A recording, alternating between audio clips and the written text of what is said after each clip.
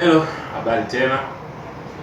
Ndugu ambaye ulimiss sana video zangu za mafunzo, sasa nimekuletea tips ambayo itakusaidia wewe sasa kama agriculture extension officer, kwa sababu sasa hivi mambo yanaenda kiteknolojia. Sasa hiyo hapo ambayo nimekuwekea hapo kwenye screen ni application ambayo inaweza kukusaidia wewe agriculture extension ukawa unafuatilia mienendo ya mimea yako au mifugo yako kwa ubora na kwa kisasa, kwa muda mwafaka na kwa muda mfupi sana.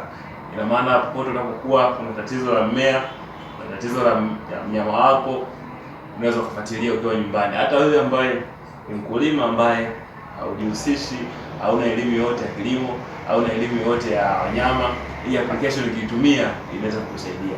Na kama utaweza kudownload application kwa App Store au kwa Play Store ukashindwa kuitumia, unaweza kunitafuta kwa DM hapo, mimi nitakufahamisha namna ambayo utatumia application na wewe ukapata manufaa kupitia application.